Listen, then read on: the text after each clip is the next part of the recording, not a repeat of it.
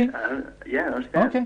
So we have to give this most concentrated. We have to concentrate dawah, not from the outside. We have to concentrate dawah on the side too. Well, you know, we'd like to mention, Jazakallah khair, we'd like to mention that dawah is not just, you know, holding up a big sign somewhere and walking down the street with it. And dawah is not just on television. The da'wah, the true da'wah to Islam, has come from the same word as du'a, is to call the people to the truth of Islam. If they accept it, alhamdulillah. If they don't, well, we did our best. We feel, as Muslim, hidayah min Allah. Hidayah min Allah. The guidance only comes from Allah. So we pray in the night, we ask Allah to guide them, and in the day we give them the da'wah. So da'wah in the day, dawah excellent in the day, and the dua في الليل. قبل أن نأخذ تليفون الأخ عصام انتظر معنا قليلا. الشيخ يؤكد على مسألة مهمة جدا، أن الدعوة والدعاء شيء واحد لا ينفصلان، لا يكادان ينفصلان. فيؤكد على أن الإنسان الداعية لابد أن يكون مخلصا، وعلامة ودلالة هذا الإخلاص أنه بالنهار يدعو بالحسنى، ليس مجرد أن يحمل لافتة أو يلقي خطبة أو يعظ أو يجادل، ولكن بشتى الوسائل التي أمر الله عز وجل بها بالحسنى، وأثناء الليل عليه بالدعاء. النبي صلى الله عليه وسلم كان بدل أن يدعو على قوم يدعو لهم بالهداية، فكانوا يأتون مسلمين، اللهم اهد دوسا، اللهم اهدي أم أبي هريرة، إلى غير ذلك. هذه الأمثلة طبعا لم يذكرها الشيخ، ولكن هي من باب التنويه والتأكيد على أهمية الدعاء للمدعو، لعل الله عز وجل يتقبل. أخ عصام من القاهرة، السلام عليكم ورحمة الله وبركاته. عليكم السلام. عليكم السلام. ازيك شيخ محمد؟ أهلا وسهلا، حياكم الله. الحمد لله. خير على البرنامج الطيب وعلى استضافة الشيخ يوسف. جزاك الله خير. بارك الله. ممكن نتكلم مع الشيخ؟ تفضل. Hello. Yes, go ahead. How are you, Sheikh Yusuf? Alhamdulillah, alhamdulillah. Assalamu alaikum. Jazakallah khair, wa alaikum assalam wa rahmatullah. Very proud to us to be one of the Muslim men. Something gonna make us very strong in our opinion about Islam. And I would like to ask you one question, Sheikh Yusuf. تفضل. It is important for any Muslim to know more about you, your story, how to enter Islam and be one of the most important Muslims. But what gonna make me think about how gonna be easy to you to be one who can, until now you cannot speak Arabic very good, like the Arabic men, okay? Yusuf. Yes, yes. It's very easy to you to speak Arabic like us. I think there is still something difficult. Yes. How gonna be easy for you now to be a da'iyah? You understand what I mean? You can make. I'm sorry, I didn't get the point. Very good idea. He said I could be a da'iyah. I think it's a good idea. I'll work on it. I'm sure you do not really comprehend perfectly what you said. Make it for us who can speak Arabic in a good way. We could, at the same time, if we speak English well at the same time, we can talk to other people who can speak English. It will be easy for us to do that.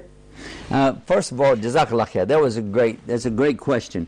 One of the things we want to remember, and Sheikh Hussein Yee, who will be with us on Huda TV very soon, Sheikh Hussein Yee made it very clear when I was in Malaysia. He said, be sure that we know the difference between dawah to the non-Muslim and islah for the Muslim.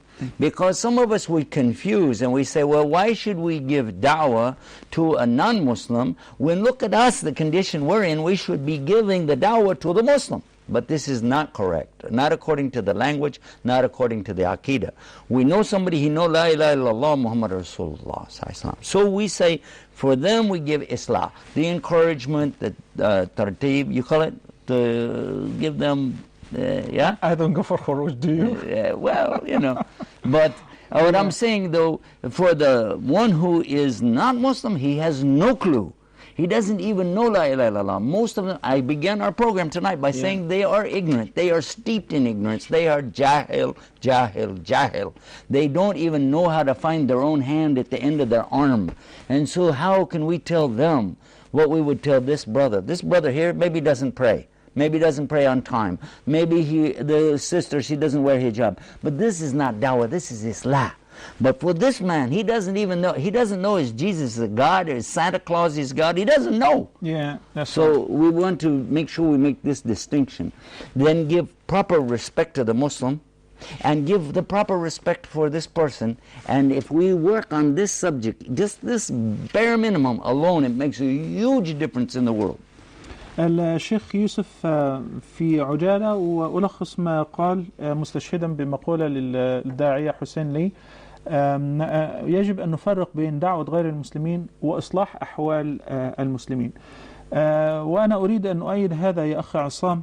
أنا إذا تحدثت إلى غير عربي لا أستشهد بكلمة عربية واحدة، لأنها it doesn't make any sense. هذا لن يفيد بأي شيء أن أنا أستشهد بآية وأتلوها بالعربي أو أستشهد بحديث وقال قال رسول الله والسند ورواه البخاري ومسلم إلى غير ذلك، لأنه غير مؤهل لهذه المرحلة بعد. فما يعني الداعية، يعني الشيخ يوسف نحن نحتاج في هذا المجال بلغته لأنه يتحدث لغة القوم.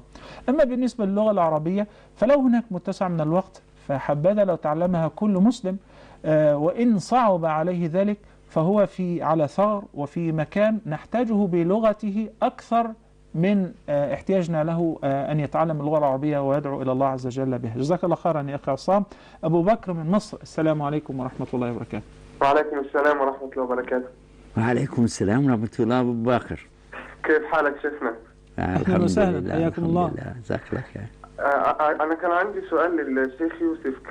Can I say it for him directly? Please. He's listening. تفضل. Okay. I was thinking of continuous postgraduate studies in Canada.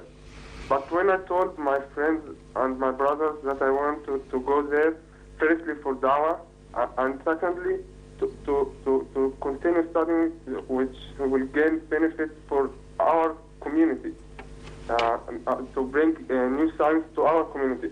They told me it's forbidden to live in disbeliever country because you can't perform your religion there freely, you know. But, which country you said? What? What Which country country? you planning to travel to? Canada, Toronto. What is Jazakallah khair, Abu Bakr. Actually, I think your friends are trying to help you. They're giving you some very valuable advice. At the same time, we want to mention that Canada actually has a lot of Muslims who find that they are practicing their religion very well. They have some problems, but the good news is, even though they think they have a problem, they're allowed to bring their problem in front of the government there. The government is listening to what they have to say. They don't always agree with the Muslims, but then after all, it's not a Muslim country. Yeah. But they never stop them from praying. They don't stop them from wearing hijab. And as far as the dawah is very needed there. But before you make a personal move, before you do anything, please remember the rule in Islam, always istikhara, istikhara, istikhara. Because what you do, you want to do for Allah, fine. That means you ask Allah, let Allah make it happen or not happen. And it happened to me recently. I wanted to go first to Saudi before I came over here. And I have a friend, a prince, who gave me the invitation. I have another friend going to pay for the tickets and he's ready to go. So I said, you know, I don't need to make istikhara because I'm going to go, inshallah. Guess what? There was a big storm. Allah made the whole entire eastern side of the United States under 3 feet of snow. We couldn't move our car. We couldn't go to the embassy. The embassy couldn't open to give us the visa. And for a whole week until I came here, then the planes could take off again. Allah, He wanted me to come here. So I didn't make istikhara. Look what happens. So please, brother, make istikhara. It's not about the dawah. It's not about you. It's not the fatah. It's about Allah. Always ask Allah and He'll show you the right way. So Sheikh Yusuf, allow me to extend furthermore and elaborate on the question itself, which is, I want to ask you, are you in the favor of advising him to travel to Canada or wherever in order to give da'wah? Oh, are you in the favor? I don't give people the advice to go or stay. Yeah. Because I'm looking at a camera, all right? I'm looking at a TV camera, and you're looking at a TV screen. I'm not really there with you. I wish I would be there, and then I can know more of your situation. I could tell you a lot more, and you could tell me a lot more. So it's not wise. It's not wise to take fatwa from a TV screen. Yeah. It's not wise to take fatwa from a website.